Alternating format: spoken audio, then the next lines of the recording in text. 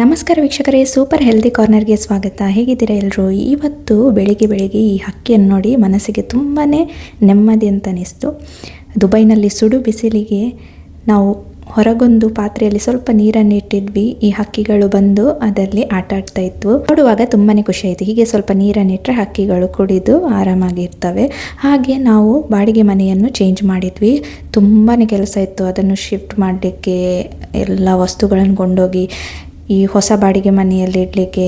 ಹಾಗೆ ನನ್ನ ಬಾಮ ಇದ್ದ ಎಲೆಕ್ಟ್ರಿಷಿಯನ್, ಪ್ಲಂಬಿಂಗ್ ಎಲ್ಲ ವರ್ಕ್ ಮಾಡ್ತಾರೆ, ಅವರು ನಮಗೆ ಹೆಲ್ಪ್ ಮಾಡಿದರು, ಅವರ ಹೆಂಡತಿನೂ ಇದ್ದರು. ಹಾಗೆ ನಾವೆಲ್ಲ ವಸ್ತುಗಳನ್ನು ಶಿಫ್ಟ್ ಮಾಡಿ ಅರೇಂಜ್ ಮಾಡುವಷ್ಟರಲ್ಲಿ ಸಾಕಾಗೋಗೋಯಿತು.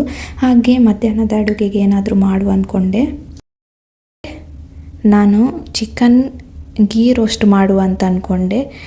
ಇದಕ್ಕೆ 1.5 kg ಚಿಕನ್, ಅದಕ್ಕೆ 1 ಟೀ ಸ್ಪೂನ್ನಷ್ಟು ಅರಶಿನ ಹುಡಿ, 3 ಟೀ ಸ್ಪೂನ್ನಷ್ಟು ಬಾಫತ್ ಮಸಾಲ, ಹಾಗೆ 2 ಟೇಬಲ್ ಸ್ಪೂನ್ನಷ್ಟು ಗಟ್ಟಿ ಮೊಸರನ್ನು ಹಾಕಿ ಸ್ವಲ್ಪ ರುಚಿಗೆ ತಕ್ಕಷ್ಟು ಉಪ್ಪನ್ನು ಹಾಕಿಬಿಟ್ಟು ಇದನ್ನು ಮ್ಯಾರಿನೇಟ್ ಮಾಡ್ಕೊಳ್ತೇನೆ. ಮ್ಯಾರಿನೇಟ್ ಮಾಡಿಬಿಟ್ಟು 30 ನಿಮಿಷಗಳ ಕಾಲ ಇದನ್ನು ಇಡಬೇಕಾಗತ್ತೆ. ಈ ರೀತಿ ಮ್ಯಾರಿನೇಟ್ ಮಾಡಿಬಿಟ್ಟು 30 ನಿಮಿಷ ಇಟ್ಬಿಡ್ತೇನೆ.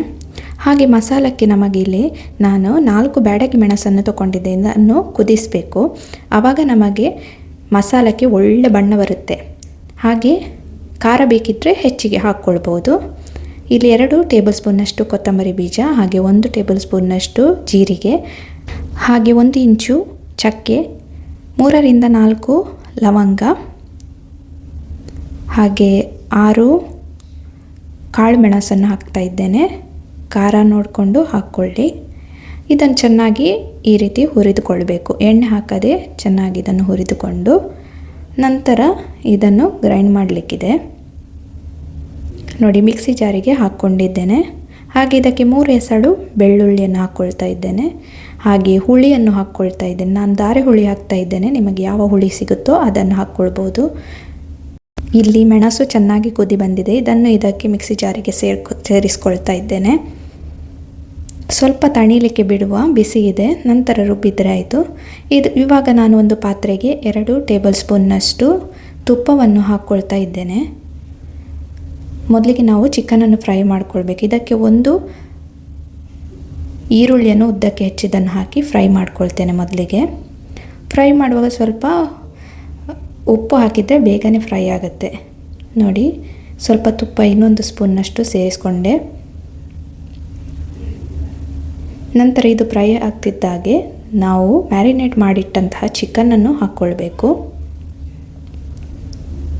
ಚಿಕನ್ ಹಾಕಿಬಿಟ್ಟು ಚೆನ್ನಾಗಿ ಹೀಗೆ ಮಿಕ್ಸ್ ಮಾಡಿಕೊಂಡು ಇದನ್ನು ಮಧ್ಯಮ ಉರಿಯಲ್ಲಿ ನಾವು ಬೇಯಲಿಕ್ಕೆ ಬಿಡಬೇಕು. ನೀರು ಹಾಕೋದು ಬೇಡ, ಯಾಕಂದರೆ ಚಿಕನ್ ಬೇಯುವಾಗ ನೀರು ಬಿಟ್ಟುಬಿಡುತ್ತೆ.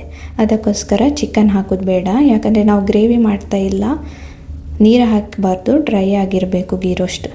ಇವಾಗ ಇದು ತಣಿದಿದೆ. ಈ ಮಸಾಲವನ್ನು ನೀರನ್ನು ಹಾಕಿಬಿಟ್ಟು ನುಣ್ಣಗೆ ರುಬ್ಕೊಳ್ತೇನೆ ನಾನು. ನೋಡಿ, ಅಳತೆಗೆ ತಕ್ಕಷ್ಟು ನೀರು ಸೇರಿಸ್ಕೊಂಡು ಹೀಗೆ ರುಬ್ಕೊಳ್ಬೇಕು ಮಸಾಲವನ್ನು. 1 ಟೇಬಲ್ ಸ್ಪೂನ್ನಷ್ಟು ತುಪ್ಪವನ್ನು ಹಾಕ್ತಾ ಇದ್ದೇನೆ. ತುಪ್ಪ ಗಟ್ಟಿಯಾಗಿದೆ ಅಂದರೆ ಎಸಿಯಲ್ಲಿ ಇರೋದಲ್ಲ, ಹಾಗೆ ತುಪ್ಪ ಬೇಗನೆ ಗಟ್ಟಿಯಾಗಿಬಿಡುತ್ತೆ. ಹಾಗೆ ರುಚಿಗೆ ತಕ್ಕಷ್ಟು ಉಪ್ಪನ್ನು ಹಾಕ್ಕೊಳ್ತಾ ಇದ್ದೇನೆ. ಮ್ಯಾರಿನೇಟ್ ಮಾಡುವಾಗ ನಾವು ಉಪ್ಪನ್ನು ಹಾಕಿದ್ದೇವೆ, ನೋಡಿಕೊಂಡು ಉಪ್ಪನ್ನು ಸೇರಿಸ್ಕೊಳ್ಬೇಕು. ನೋಡಿ, ಈಗ ನೀರು ಬಿಟ್ಕೊಂಡು ಬಿಟ್ಟಿದೆ ಈ ಚಿಕನ್. ಇದನ್ನು ಇನ್ನಷ್ಟು ಬೇಯಿಸಬೇಕಾಗುತ್ತೆ. ನೋಡಿ ಎಷ್ಟು ನೀರು ಬಿಟ್ಕೊಂಡಿದೆ. ಅದಕ್ಕೋಸ್ಕರ ನಾವು ಬೇಯಿಸುವಾಗ ನೀರು ಹಾಕೋದಿಲ್ಲ. ಇವಾಗ ಗ್ರೈಂಡ್ ಮಾಡಿದ ಮಸಾಲವನ್ನು ಇದಕ್ಕೆ ಸೇರಿಸ್ಕೊಳ್ತಾ ಇದ್ದೇನೆ. ಗೀ ರೋಸ್ಟ್ ಮಾಡುವಾಗ ಮಸಾಲವನ್ನು ತುಪ್ಪದಲ್ಲಿ ಹುರಿಯೋದು, ಅದಕ್ಕೋಸ್ಕರ ತುಪ್ಪ ಜಾಸ್ತಿ ಬೇಕಾಗುತ್ತೆ. ನೋಡಿ, ಮಿಕ್ಸಿ ತೊಳೆದ ನೀರನ್ನು ಇದಕ್ಕೆ ಹಾಕ್ಕೊಳ್ತಾ ಇದ್ದೇನೆ. ಹೆಚ್ಚಿಗೆ ನೀರು ಹಾಕಲಿಲ್ಲ ನಾನು. ಇದನ್ನು ಚೆನ್ನಾಗಿ ಮಿಕ್ಸ್ ಮಾಡಿಬಿಟ್ಟು 1 ಟೇಬಲ್ ಸ್ಪೂನ್ನಷ್ಟು ತುಪ್ಪವನ್ನು ಹಾಕಿಸ್ಕೊಂಡೆ. ಇದನ್ನು ಚೆನ್ನಾಗಿ ಇವಾಗ ಮಸಾಲವನ್ನು ಫ್ರೈ ಆಗಲಿಕ್ಕೆ ಬಿಡಬೇಕು. ಚೆನ್ನಾಗಿ ಕುಕ್ ಆಗಬೇಕು, ಅಂದರೆ ನಿಮಗೆ ಆ ತುಪ್ಪ ಏನಿದೆ ಮೇಲ್ಗಡೆ ಕಾಣಿಸ್ಲಿಕ್ಕೆ ಸಿಗುತ್ತೆ, ಆವಾಗ ಇದಾಗಿದೆ ಅಂತ ಅರ್ಥ. ಇವಾಗ ಈ ನೀರೆಲ್ಲ ಕಡಿಮೆ ಆಗಿ ಗ್ರೇವಿ ದಪ್ಪಗಾಗಬೇಕು. ಇದಕ್ಕೆ 1 ಟೀ ಸ್ಪೂನ್ನಷ್ಟು ಸಕ್ಕರೆಯನ್ನು ಸೇರಿಸ್ಕೊಳ್ತಾ ಇದ್ದೀನಿ. ಇದು ಒಳ್ಳೆ ಟೇಸ್ಟ್ ಕೊಡುತ್ತೆ ಗೀ ರೋಸ್ಟಿಗೆ. ಹಾಗೆ 1 ಟೇಬಲ್ ಸ್ಪೂನ್ನಷ್ಟು ತುಪ್ಪ ಸೇರಿಸ್ಕೊಳ್ತೇನೆ. ತುಪ್ಪ ಇವಾಗ ಮೇಲಕ್ಕೆ ಕಾಣಿಸ್ಕೊಳ್ತಾ ಇದೆ. ಹಾಗೆ ಗ್ರೇವಿನೂ ದಪ್ಪಗಾಗಿದೆ ಅಂದರೆ ಇದು ರೆಡಿಯಾಗಿದೆ ಅಂತ ಅರ್ಥ. ಇದಕ್ಕೆ ಗಾರ್ನಿಷ್ಗೋಸ್ಕರ ನಾನು ಕರಿಬೇವಿನ ಸೊಪ್ಪನ್ನು ಇದರ ಮೇಲೆ ಹಾಕ್ತಾ ಇದ್ದೇನೆ. ನಿಮಗೆ ಬೇಕಿದ್ದರೆ ತುಪ್ಪದಲ್ಲಿ ಹುರಿದು ಕರಿಬೇವಿನ ಸೊಪ್ಪನ್ನು ಇದಕ್ಕೆ ಸೇರಿಸ್ಕೊಳ್ಬೋದು. ನಾನು ಹಾಗೆ ಹಾಕ್ಕೊಳ್ತಾ ಇದ್ದೇನೆ. ತುಂಬ ಚೆನ್ನಾಗಿ ಬಂದಿದೆ ಈ ರೋಸ್ಟು. ಹಾಗೆ ತುಂಬ ಒಳ್ಳೆ ಘಮ್ಮಂತ ಪರಿಮಳ ಬರ್ತಾ ಇದೆ. ಇದನ್ನು ನಾನು ಟೇಸ್ಟ್ ಮಾಡ್ಕೊಳ್ತೇನೆ. ನಾವು ಮ್ಯಾರಿನೇಟ್ ಮಾಡಿ ಇಟ್ಟಿರೋದ್ರಿಂದ ತುಂಬ ಟೆಂಡರಾಗಿ ಬಂದಿದೆ ಚಿಕನ್, ಸಾಫ್ಟಾಗಿ. ಈ ರೆಸಿಪಿನ ನೀವು ಟ್ರೈ ಮಾಡಿ, ಹಾಗೆ ನನ್ನ ಚಾನೆಲ್ನ ಸಬ್ಸ್ಕ್ರೈಬ್ ಮಾಡಿ, ಹಾಗೆ ಸಪೋರ್ಟ್ ಮಾಡಿ.